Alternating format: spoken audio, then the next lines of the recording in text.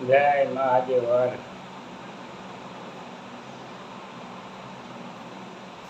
કરમના સંગાતે રાણા મારું કોઈ નથી, એટલે ક્યાંયના જુદા જુદા રે, એટલે ક્યાંયના જુદા જુદા રે.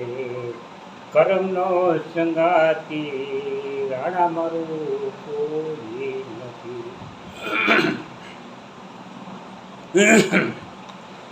એના લચ્ચા જુદા જુદા લે, કરમનો સંગાતી રાણા મારું કોઈ નથી. એક કાચીડાને ઘેર, બીજો મોચીડાને ઘેર, કરમનો સંગાતી રાણા મારું કોઈ નથી. એટલે ક્યાંયના જુદા જુદા લે, એટલે ક્યાંયના જુદા જુદા લે, કરમનો સંગાતી રાણા મારું કોઈ નથી. એક શિવજીને પોટ્યો, બીજો ભારા વેચી ખાય, કરમનો સંગાતી રાણા મારું કોઈ નથી. આ જગતમાં કોઈ કોઈનું કોઈ નથી. એ એકલો આવ્યો ને ભાઈ એકલો જવાનો, આ જગતમાં એકલો આવ્યો ને એકલો જવાનો. કોઈ કોઈનું કોઈ નથી, હરી મારું ગાડું તું જા લઈ જાય ના ખરો. કરમનો સંગાતી રાણા મારું કોઈ નથી. આ જગતમાં એકલો આવ્યો છે ભાઈ, એકલો જવાનો છે. કોઈ કોઈનું કોઈ નથી. તમારા કર્મ અને પુણ્ય બે વસ્તુ હારે આવશે, બીજું કોઈ પણ વસ્તુ હારે નહીં આવે. આપણે સારા કાર્ય કર્યા હોય તો સારું ફળ મળે ભાઈ. આપણી પેઢી ટૂંકી થાય, છોકરાના છોકરા એના છોકરા લાંબો સમય સુધી હાલે.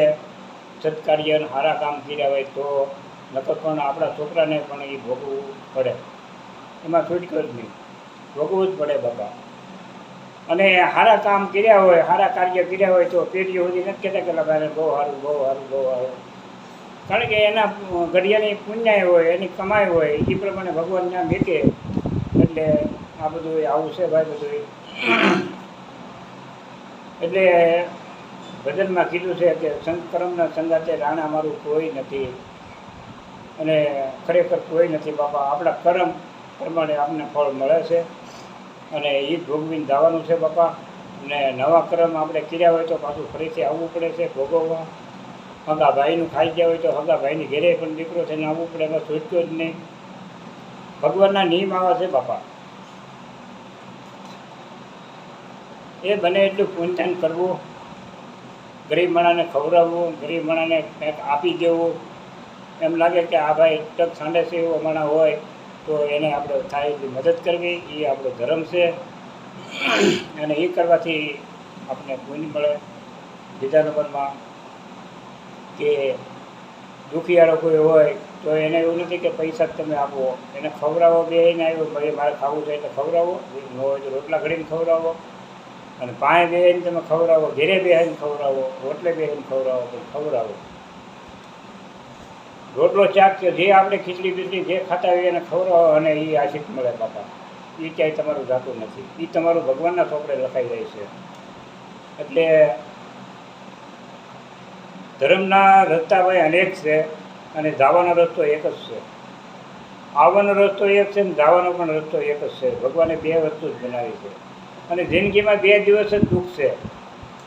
મોટા મોટું દુઃખ બે દિવસનું છે. એક આપણે જન્મીએ ત્યારે જ દુઃખ પડે અને આપણે મૃત્યુ પામીએ ત્યારે જ આ દુઃખ પડે. જિંદગીમાં બે દિવસ દુઃખ છે. બાકી વચમાં તો એ પિક્ચર આપણે પીડ્યું એ બધું ભોગવીને ગયા. જે આપણું સારામાં કર્મો હોય એ બધા ભોગવીને જવાનું છે બાપા. હવે આ બધી સત્કાર્યની વાતો બધી આવી છે.